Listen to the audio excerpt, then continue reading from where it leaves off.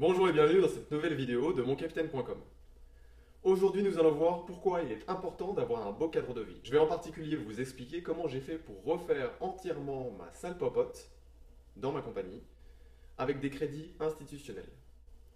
Mais avant, vous êtes libre de recevoir mon super bonus des 3 outils qui vous permettent d'être plus serein dans votre commandement au quotidien. Alors, comment est-ce que j'ai fait pour refaire ma salle popote avec des crédits institutionnels? Tout d'abord, il y a quoi comme ligne budgétaire dans un régiment, dans une unité militaire française? Il y a le BEH, le Bureau Environnement Humain, qui a des lignes budgétaires pour améliorer le cadre de vie des militaires. Ensuite, il y a le foyer du régiment, c'est un endroit où tout le monde vient consommer et où les bénéfices sont répartis entre les différentes unités. Euh, et là, il y a des lignes budgétaires. Et enfin, il y a le casernement. Alors, j'ai téléphoné pour pouvoir refaire ma salle popote à ces 3 entités. Et on m'a expliqué, bien évidemment, que c'était compliqué, que c'était difficile. Bref, j'ai compris que ça allait leur donner du travail et qu'ils n'avaient pas envie. Donc je leur ai demandé juste de m'envoyer les textes qui régissaient ces lignes budgétaires. Voilà. Il y en a 2 qui me l'ont envoyé et un où c'est moi qui ai été chercher, j'ai demandé ça à mon secrétariat. Et une fois que j'avais ces informations, j'ai pu savoir que mettre du parquet flottant dans une pièce, ça participait à l'amélioration du cadre de vie et ça pouvait être pris en compte par le BEH, Bureau Environnement Humain. Que acheter une grande télé, c'était possible de la faire financer, de la faire acheter par le foyer. Et que ça ne passait pas dans les sous qui étaient redistribués à votre compagnie. C'était avant redistribution à votre compagnie. C'est le foyer qui achète la télé et qui la met en place dans votre unité. Et enfin, le casernement, ça, j'ai laissé mon adjudant d'unité et les caporaux-chefs aller voir au casernement pour récupérer des choses qui n'étaient pas utilisées. Voilà.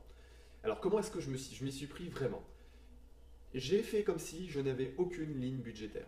J'ai dit, ok, combien ça va me coûter?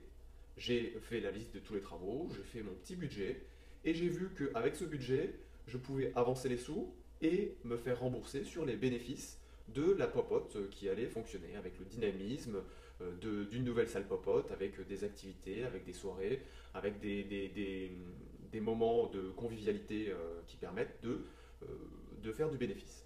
Donc je me suis dit, même si j'ai pas ces lignes budgétaires, je le fais. Et puis j'ai un autre principe dans la vie, je pars du principe qu'il vaut mieux demander pardon que l'autorisation.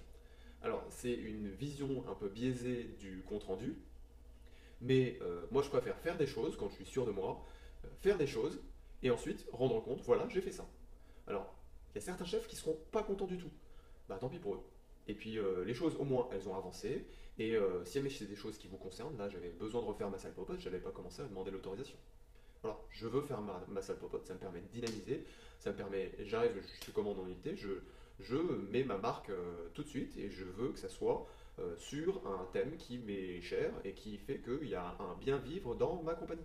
Les gens sont contents d'être chez moi, je viens de refaire la salle popote, c'est un détail, mais j'ai estimé que c'était important et voilà. Vous n'êtes pas obligé de refaire la même chose, mais voilà comment j'ai fait. Et ensuite, j'ai avancé la totalité de l'argent pour pouvoir commencer les travaux. J'ai fait les travaux et puis après je suis arrivé avec ma facture au BEH, je suis arrivé avec ma facture au foyer, je suis arrivé et pour le casernement j'ai fait autrement. Et forcément ils n'étaient pas contents au BEH et au foyer parce qu'ils s'étaient mis devant le fait accompli. J'ai dit bah écoutez, moi je rentre dans le cadre, j'ai avancé les sous et puis je demande juste à être remboursé. Je sais que vous avez les lignes budgétaires qui sont faites pour ça.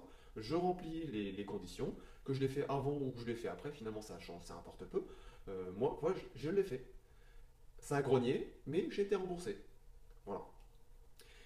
Le fait de faire ça, ça a fait que j'ai donné de l'impulsion et j'ai montré que j'étais impliqué dans le projet.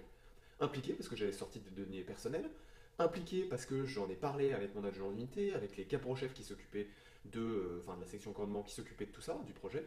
Et du coup, ça a créé une dynamique hyper positive. Les gens euh, sont mis dans ce projet et j'ai des gens qui sont allés voir le casernement et qui ont récupéré de la peinture, qui ont récupéré des madriers, qui ont récupéré des rideaux, qui ont récupéré de la déco, qui ont récupéré plein de trucs qui m'ont rien coûté et qui ont fait que la salle était une belle salle à la fin.